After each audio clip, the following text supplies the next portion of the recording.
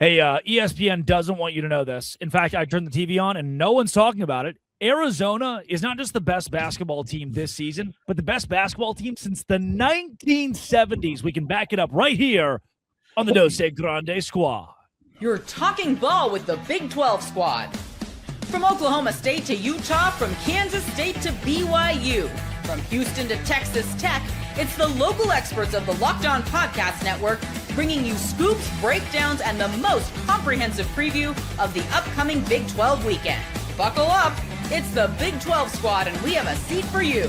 No hurt feelings and thin skin allowed. Squad up, you're part of the Big 12 squad. Oh, happy Thursday, everybody. Welcome into the Big 12 squad. I am Drake Toll from America's #1 Big 12 podcast, Locked On Big 12. Thank you for making this show your first listen every single day, and I am joined by the consummate professionals. We have Cody Stovall of Locked On Oklahoma State. Mountaineer Paul talks all things Mountaineers on Locked On West Virginia, and he's the clubhouse leader. Where'd that come from? I just threw it in there. I like it, actually. I'm down with the sickness. Leaf Queen, all things Arizona Wildcats. You can find each of our shows every single day. Thanks for making our shows your first listen every single day. And if you hit subscribe, we get to keep our jobs. We will hit on college basketball in the Big 12, the transfer portal as well, and full transparency. We're recording this on Tuesday night, so the entire day of Wednesday happened. But that doesn't matter, because we're here for the top-level storylines. We're here for how the Big 12 is being overlooked by ESPN, Joe Lunardi and company. We talked about that last week, but this week, let's curate it specifically to Arizona. Leaf Tulane, is this Arizona team the greatest college basketball team of all time? Of all times, hard to say now, but no, say yes. You're supposed to say yes. Say it. I'm getting there. Say it, Leaf. There's a world in which they win all their games, obviously undefeated, or just like 1 or 2 losses in this elite Big 12 where 6 teams are going to be 3 or 4 seeds or better, and 6 teams are top 12 teams in the country right now. And if Arizona emerges with 1 or 2 losses and wins a championship, wins the Big 12 in the meantime, I think there is a real conversation in which they're one of the best teams ever, because they're not going to have the star power that some of the other best teams historically have, like the John Wood and UCLA's and all that stuff. But if you were to look into this team, what they do have is undeniable balance. I did a show talking about, I think this is the most balanced team that I've ever watched, because any given night, someone can give you 20 and you try to take them away and someone else is going to give you 20. It's not like some of the other recent teams that have a first-team All-American. If they have a bad night, they're screwed. Arizona can survive bad nights from their best players, and they can have, the ancillary pieces, quote unquote, step up and lead a team to a victory. And they can play against the AJ DeBonzas, who's going to be a first-team All-American, is going to be a top 3 draft pick, and make him shoot 6 of 24 and make the game about team rather than one dude. And so I do think this team, and I want to put emphasis on team, is one of the elites in recent memory. Yeah. By the way, what was it? Ancillary what? Pieces. That's what they called me in high school. Like, oh, here he comes, ancillary pieces, walking down the hall, baby. Paul, West Virginia, you guys took on Arizona a couple of games ago. You got to see it 88-53. I think was the final 35-point deficit. West Virginia is a good basketball team. What makes Arizona an elite-level best team in the country basketball team? Their top 8 guys are all 4-star level players or above. Every single guy they've got, top 7 or 8 guys they bring into the rotation, are all 4-star level players or above. So it doesn't matter who they sub in and who they sub out for the most part. Like you said, the balance is absolutely there, but whether it's they've got so much balance, and like he said, and whether it's look at a guy like Pete or KJ Lewis, like they've got dudes no matter who it is coming off the bench. They've got guys coming into the starting lineup that are just really tough to deal with. And it's just, everybody's so big. Like when West Virginia played them, it seemed like we didn't have a positional size advantage at any spot. They were bigger than us at almost every spot. So, and they've obviously got every type of player, as well as like they've got stretch bigs. They've got bigs that defend the rim. They've got guards that can break you down and get you off the dribble. They've got guys they can ISO you with. They can play pick and roll and pick and pop. So like there's no weaknesses. It's the best team I've seen in person in a really long time. We were totally demoralized in that game. So, and we have a top 25 defense, top 30 defense. It didn't matter. Cody, I have bad news. Arizona is the one who knocks. The day is coming. The day is coming soon. And yes, we get to go to Tucson, Arizona this Saturday to experience the Arizona Wildcat situation. Listen, we haven't got to experience this quite yet, but yeah, I think Paul kind of alluded to it. They don't have a lot of weaknesses. Like with Oklahoma State, we can go through stretches where we don't score for 3 minutes or we don't rebound for 2.5 minutes. West Virginia has some of the same, problems defensively, or at least they did in the first half of this previous game. There's a lot of teams in the Big 12 you can pinpoint, like KU. If Peterson is down, sometimes it takes them a little bit to get rolling. Arizona doesn't have that, right? They don't have a lot of deficiencies. There's not a game plan for you to out-rebound them and get a dub or box them out to where they can't get to the three-point line as much and get a dub. Every area of the floor, Arizona is better than almost everybody else. This almost is reminiscent to Houston this previous season. And yes, there could be an undefeated Arizona conference run, but it'll be difficult, right? Houston was undefeated going into the last week of the regular season before Big 12 tournament play, and they got caught. I liken that to something comparable to Arizona. This league's just so good. And for you to win on the road every single week, I find it very, very difficult. But if they do it, man, it almost feels like it's time to bet the house on Arizona making the Final Four. Heck, Paul says it might even need to happen now. Yeah, they've also got a freshman guard in Burries who is really ascending and really is turning into not only a playmaker on a really good basketball team, but just peaking at the right time his own self, right? I mean, Burries looks so good against West Virginia. Total mismatch nightmare. He's got such a great offensive package. And man, they're tough, man. They're just really tough. I mean, you look at all the guys, they've got 2 guys that are averaging over 17 a game, 3 other guys that are averaging double digits, right? So it's such a balanced offense. Yeah. What a year for Arizona. They were really good at football. They're phenomenal at basketball. They're really good at baseball. Arizona State, Arizona, Colorado, they've all helped the Big 12. What is Utah winning? Uh-oh. I did see them get stomped in basketball, allowing 43 points to AJ DeBonsa a week ago, which was really cool to see AJ play in person. And the Utah Utes football-wise, they were good this year, but not last year. They were no Arizona. I think Arizona probably has the same record as Utah over the course of their stay in the Big 12, which is, ooh, come on, Utah. Come on, Utes. Coming up, let's go into football a bit. Hey, Leaf Tulin's here. And Leaf has a good football team. Not necessarily a football guy, but became one all of a sudden. I was like, oh, wow, Arizona's good. Let's go there next with the transfer portal and Big 12 outlook and a little way too early top 25 that has LSU in the top 10. This is the Dose Grande squad. Hi, everyone. I'm Kalia Butler, host of Locked On Women's Basketball, and this is Mazda's Women's Basketball Snapshot, celebrating the work no highlight reel can ever capture. The WNBA has released its 2026 schedule featuring a 44-game regular season beginning on Friday, May 8th. The league's historic 30th season includes expansion teams Portland Fire and the Toronto Tempo, with opening weekend highlights such as Caitlin Clark and the Indiana Fever hosting Paige Beckers and the Dallas Wings, and a rematch of the 2025 finals between the Aces and the Mercury. In college hoops, South Carolina handed Vanderbilt its first loss of the season with a dominant 103-74 win. These moments are earned off the clock, those long before the lights ever come on. The sweat, the fakes, the doubt, the scrapes, and coming back for more every time. Mazda puts the same drive into every detail. Wins define the moment. Putting in the work, that defines you. There's more to a Mazda because there's more to you. All right, folks. College football season, transfer portal. Obviously, Cody, Oklahoma State had the overhaul. We talked about this on the show. Mountaineer Paul, West Virginia. If you ask on 3 on the composite thing where you add and subtract the players who left and players who came in, is a top 5-6 team in the Big 12 going into next season. Right. Leaf, did Arizona do what's necessary to maintain the new level of success that I say new? I mean, obviously you got that with Fafita's first year with Jed Fish, but the new level of a new regime having success for the first time, is that sustainable? I think it is, and largely due in part because Noah Fafita's coming back. Like I don't think the biggest win is any addition they had. It's actually retention.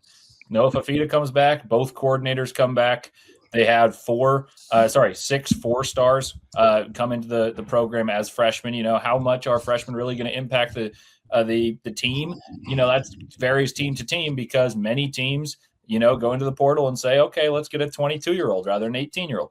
But I think the trajectory is firmly forward. But the biggest story to me was retention as opposed to addition. But they certainly didn't lose anything either. How do you think Arizona kept Noah Fafita? I mean, not to be crass here, but some of the best quarterbacks in the Big 12 are in new landing spots or leaving altogether for the NFL. How was Arizona able to retain him? I'm sure there's a certain amount of money thrown in, but I don't think Arizona can outbid some of the others. For instance, Sorsby at Cincinnati likely was outbid when he went to Texas Tech. I think there's a loyalty level that Fafita feels towards the Arizona fans, to the Arizona coaching staff. He went from Fish, like you mentioned, to Brennan and found success after a 4-8 season, comes back and is the quarterback of the year in the conference.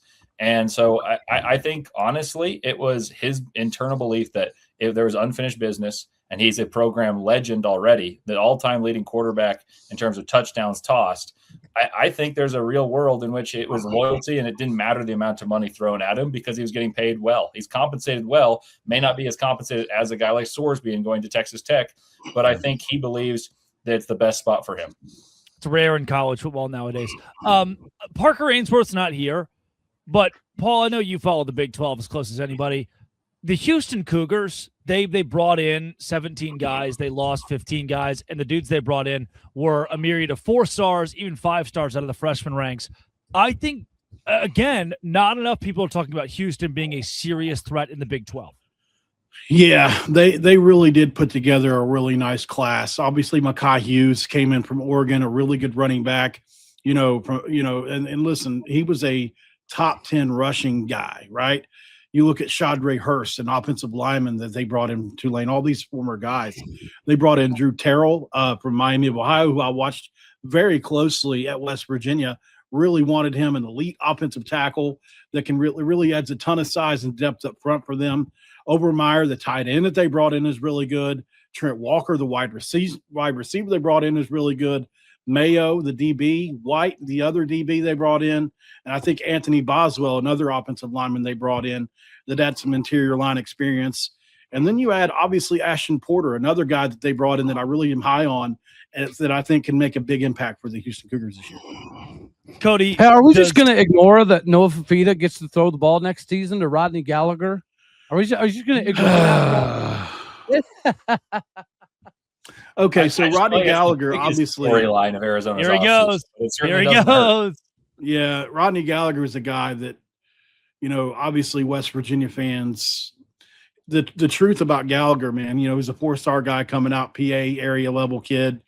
West Virginia beats Penn State for his services. It was a big storyline, and he was a quarterback in high school and had to transition into the slot. And West Virginia wasn't sure, what they had in him. Unfortunately, the scene for him was so tumultuous while he was at West Virginia. We never really quarterback wise, just overall, you know what I mean? With Neil Brown being fired, Rich Rod coming in, that culture shift, 2 totally different cultures. You go from a spread, slowed down, running, RPO type system with Brown to a all tempo running game with Rich Rod. You had Nico starting to begin, right? And then the quarterback, we had your West Virginia. I don't think a lot of people talk about this enough, but West Virginia had number quarterback 1, 2, 3, 4, and 5 go out. Running backs 1, 2, 3, 4, and 5 go out. Like they had a horrible, horrible season with injuries. And so Gallagher, unfortunately, started out really hot. We thought he looked so good early, and then just kind of fell off. And he's never had a big time season. So I would be really curious to see how he plays at Arizona this year. And I wouldn't be shocked if he had a 50, 60 catch year. I wouldn't be. He would do it. Hey, Drake, color me crazy, but I think we need the Arizonas and the West Virginias and the BYUs, these teams that have a large production returning to be successful, because when we had 89% of our roster returning after a 10-win season, We were terrible. K-State did the same thing with a returning roster this previous season. Terrible. We need a returning roster team to be good, whether it's Arizona or BYU or West Virginia, right? You had 60 new players last year. A decent number of those stayed this upcoming season.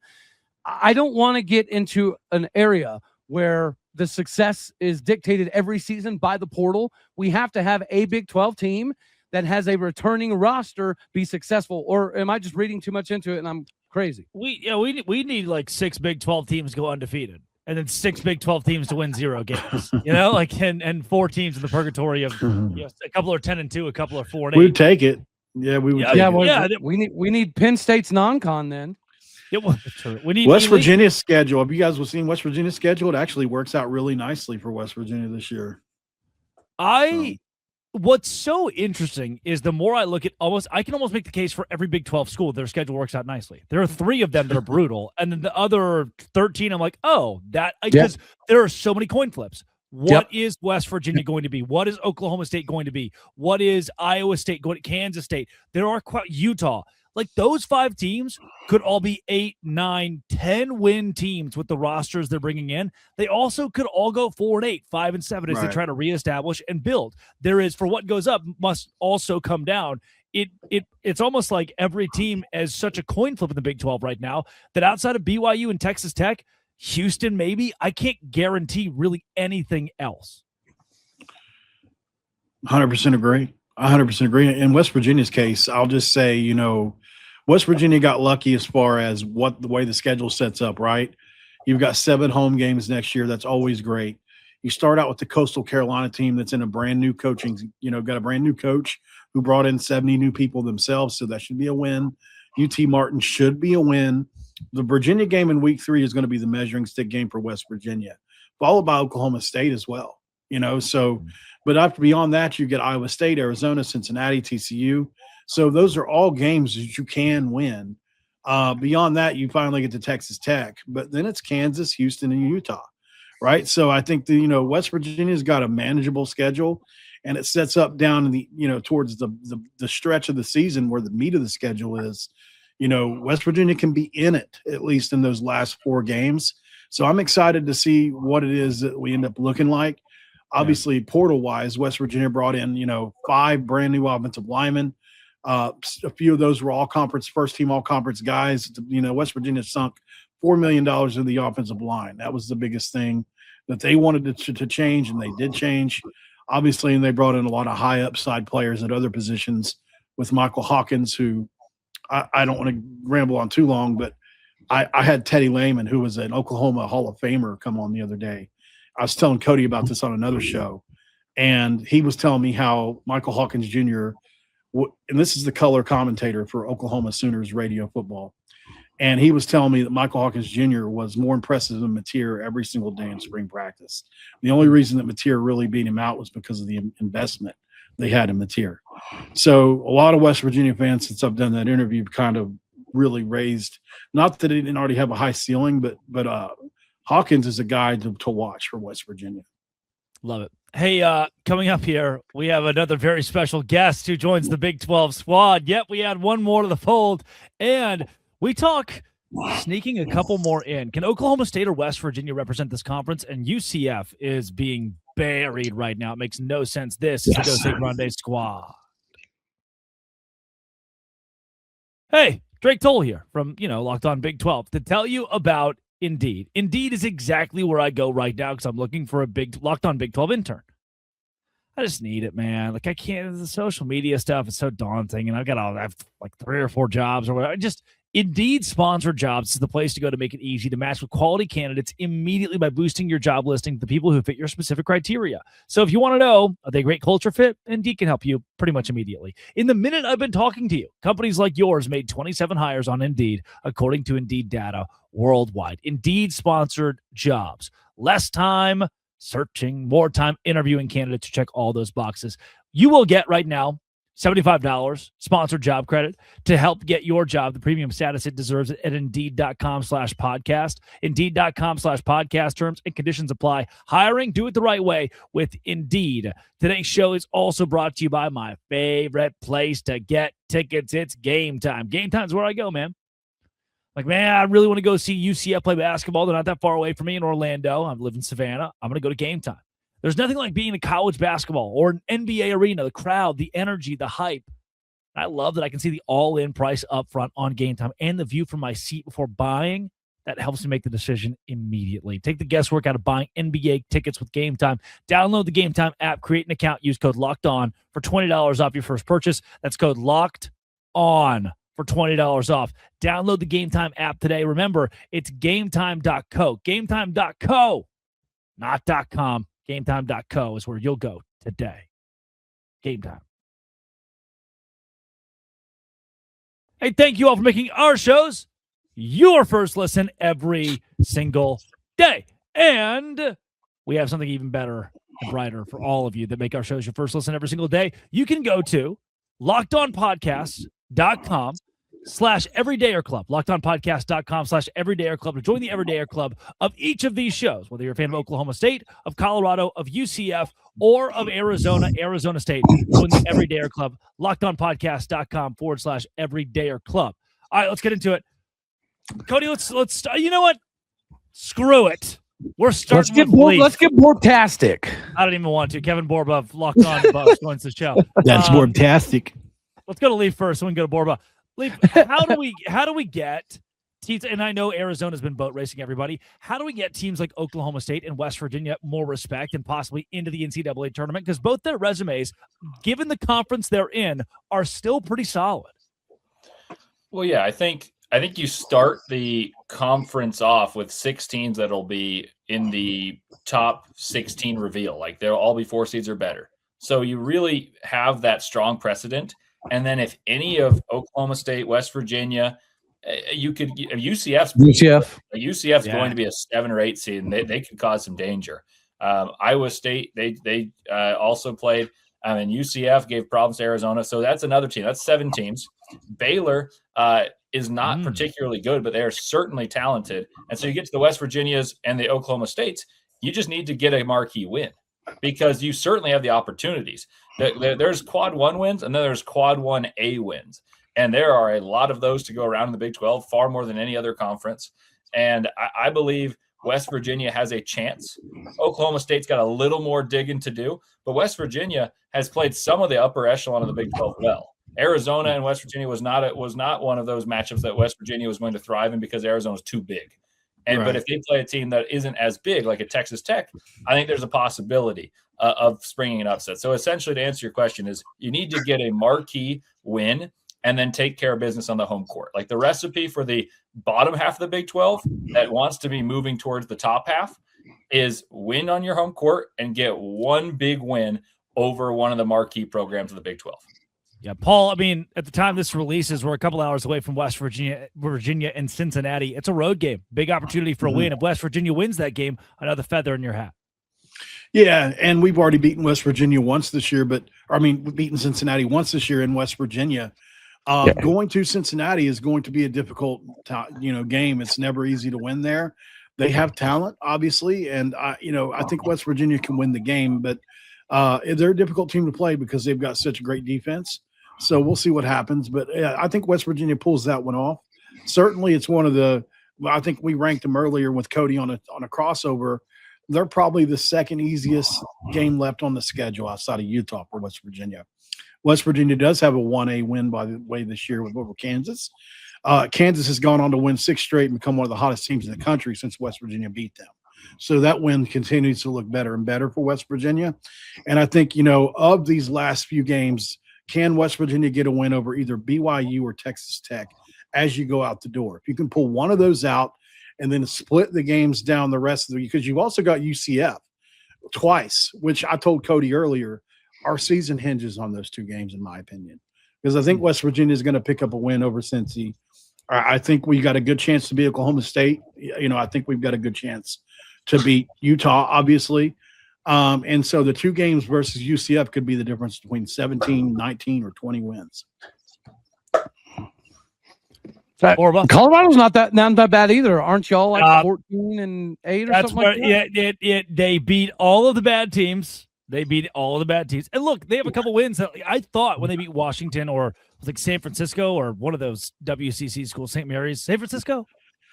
Yeah, it was San Francisco. Yeah. Yeah, I thought after that I was like, okay, they're gonna be really good, and then they lost to Northern Colorado. They did, yeah. They went on a streak of beating UC Davis, San Francisco, and then UW, and then immediately lose to Northern Colorado for like the first time in 100 years or something. So for a team like Colorado, like this is where if you're a mid to bottom tier team in the Big 12, like you just get into win out range. Like there's no like, okay, we split one here, we split one there. It's like you have to win out or win a majority of your games to even be on that bubble, because there's a lot of other bubble teams. We talked about this last week. There's a lot of bias towards other particular conferences where they're viewed as maybe the ACC is viewed as stronger. The SEC, like those mid-tier teams in the SEC or the ACC may get the nod over a mid-tier Big 12 team. So you kind of have to make it indisputable, and it's just one of those things where you got to win out. And right now, Colorado's sitting at 3-6, I think, in conference play. So that will not get it done for now. There's more chances in the Big 12 to like perpetuate yourself into the bubble territory, though, because if you go up to the high altitude in Boulder and stumble, you all of a sudden say it's Kansas. In the case of West Virginia, they beat Kansas. Colorado could do the same thing, and Kansas is not going to be worried at all about dropping that game, because now, like you said, Paul, they're going to win all those games and rattle it off and move themselves into the top 10 of the AP poll, top 10 of KenPom. And when Darren Peterson's cooking, they're not scared of anything, so those games mean nothing to them. But it does mean something as those wins strengthen for the lesser teams in the Big 12 that still are good, whereas a lot of teams like the SEC, their best wins don't mean as much because Florida's vulnerable. Florida is the best team in the SEC. I know Texas A&M and Buckyball is ranked number 1, but Florida is easily the best team in the SEC. And you look at those teams, and they've lost to teams. Like TCU had Florida, and TCU beat Florida. And TCU is a team that I would say is mid to bottom tier of the Big 12. So there's a lot of teams in the Big 12 capable of being the upper echelon of the other conferences. It's just that the upper echelon of the Arizona, the Houstons, and of the world are very difficult to beat. And so if you get one of those wins, I do think all it takes is just holding serve on home court to put yourself on the bubble territory. You don't even need really road wins. That's a really good point. And Oklahoma State does have a premier win over Texas A&M by like 25 points, but we do not have a premier Big 12 W. And I think that's a must. Take care of home court, get a big road dub, and I think you're in position. We're going to find out where we stack up. We've got BYU at home, then we go to Arizona. If Oklahoma State's competitive in both of those games and they're somewhat close, then yeah, I think you're grabbing an 8 spot for Big 12 representation in the tournament is definitely a possibility. Why this year, Leaf, to you, are the Big 12, the middle of the pack Big 12 teams, are those teams not being considered NCAA tournament schools like they were in years prior? And why is the middle of the ACC in that conversation, but the middle of the Big 12 isn't allowed that opportunity? I do think the middle of the Big 12 is underrated because of how good the big top of the Big 12 is. I think there's just a distinct gap between the top 6 of the Big 12 and everyone else. And so it hurts because they're seen as non-competitive as compared to the top. Whereas if you look at the SEC, for instance, middle of the pack is so much closer to the top that it's perceived as better depth. Whereas if you were to take the top 6 of the Big 12, the Big 12's top 6 is going to smoke the SEC's top 6. And so I think that the UCFs of the world, I think UCF's good. Like I watched them play Arizona. I watched them beat Kansas. I watched them beat Texas Tech. That team should be a 6 or a 7, yet they're not ranked in the top 25. Right. And so that team is closer to the top of the Big 12 than they are to the middle, in my opinion. But the narrative is different than when Alabama was 4-4 in the SEC because they had preseason expectation. And as for the ACC, I'm not really sure because the ACC is really Duke by themselves. There's a little drop off, actually a large drop off. Clemson's really good. Find yourselves with like Louisville, Carolina, Virginia, and Clemson. But those teams are far more similar to the UCFs of the world than they are to Arizona. Arizona, Houston, I think are by themselves. I think Iowa State, Kansas, BYU, and Texas Tech are a little bit below those top 2. But they're by themselves as compared to the ACC's mid-tier. Well, it depends if Darren Peterson wants to play today. It depends. If he wants to play, even then, Kansas has some good wins without him. Like NC State's going to be a tournament team in for the sure. ACC, and they went to NC State and won without Darren Peterson. If Darren Peterson's playing, that's where they have the opportunity to crack into the Arizona-Houston conversation. Their Final Four contenders, yeah. Does he like basketball is the big question. Does he like basketball? He just hates basketball. That's pretty creative in the aggregate. That is Cody Stelball, Locked On Oklahoma State. Quick and easy, fast one today, boys. Mountaineer Paul, Locked On West Virginia. Kevin Borba, Locked On Buffs. Leaf Tulane talks all things Arizona right here for Locked On. This has been and always will be. Thanks for making our shows your first listen every single day. Locked On. Join that Everyday Air Club, the No Say Grande Squad.